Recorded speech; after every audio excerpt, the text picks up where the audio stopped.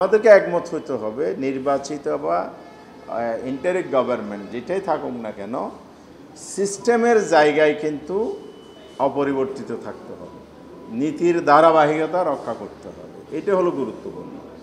তো এই জন্য অবশ্যই গণতন্ত্রের বিকাশ ঘটাতে হবে, গণতান্ত্রিক শাসন ব্যবস্থা প্রবর্তন করতে হবে, এবারে দ্বিমত নাই, কিন্তু সেটাই একমাত্র সমাধান নয়।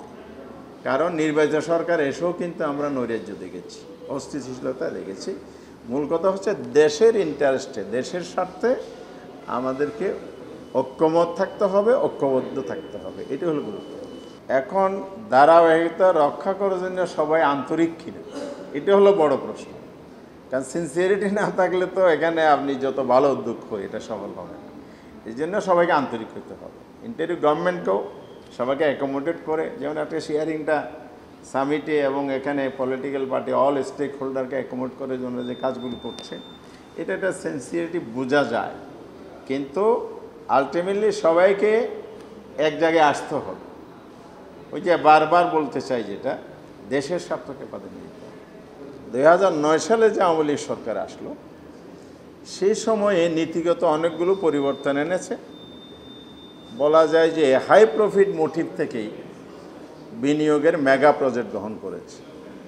সেই মেগা প্রজেক্টগুলোর মধ্যে কোনটা পরিবেশ বান্ধব, কোনটা আমাদের জনগণের জন্য উপযোগী বা লাভজনক, দেশের অর্থনীতির জন্য জনগণকে তো সার্ভিস দিতে হবে।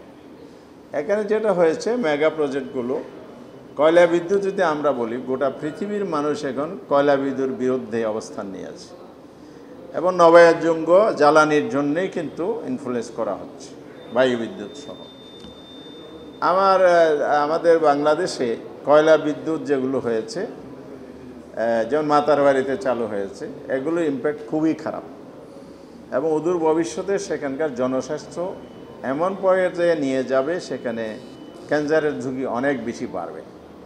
তাহলে আপনার বিনিয়োগের আগে এই পরিবেশ বিষয়টা ইস্যু করে। সুন্দরবন নিয়ে অনেক আন্দোলন সংগ্রাম হয়েছে, বন্ধ হয়নি।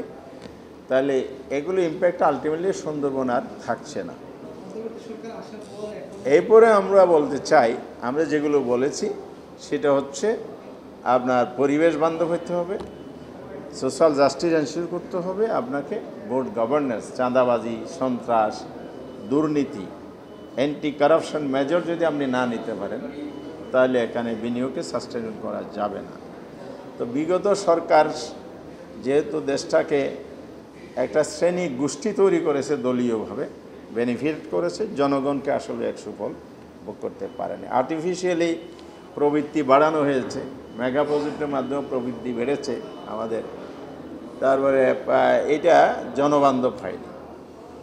এখন যে পরিবর্তন 5ই আগস্ট হয়েছে, দেশে একটা নতুন প্রেক্ষাপট তৈরি হয়েছে, পুরা ওয়ার্ল্ডের মানুষ এখন এই সরকারের দিকে তাকিয়ে আছে, গভর্নমেন্ট স্টেপগুলো কী হচ্ছে। তো ইতিমধ্যে একটা বিনিয়োগ সামিট করেছে, আপনারা সবাই লক্ষ্য করেছেন, আমরা দেখেছি। সেখানে অনেক স্বপ্ন ভীষণ ওনারা তুলে ধরেছেন। তো সেখানে যে বিষয়গুলো উঠে এসেছে, এগুলো ভেরি লুক্রেটিভ এবং পটেনশিয়ালিটি আছে, অনেক নীতিমালার মধ্যে আছে, কিন্তু এটা বাস্তবায়ন অনেক বড় চ্যালেঞ্জ।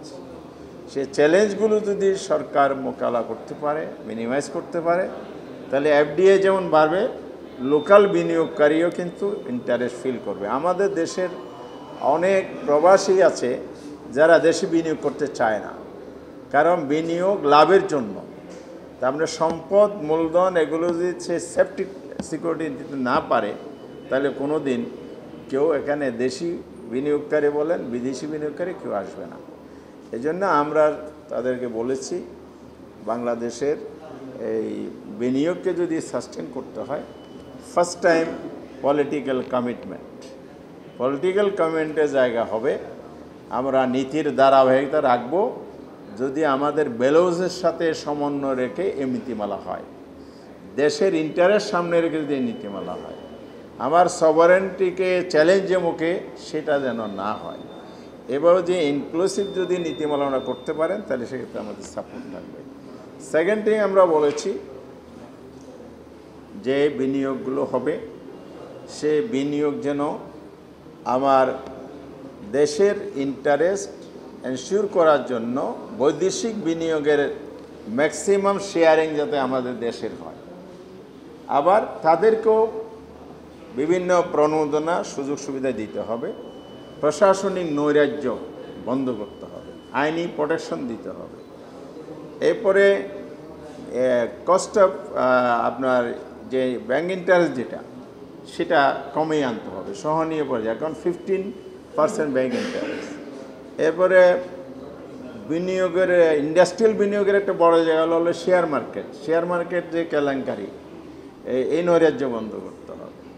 তো আমরা এ ধরনের অনেকগুলো সাজেশন দিয়েছি।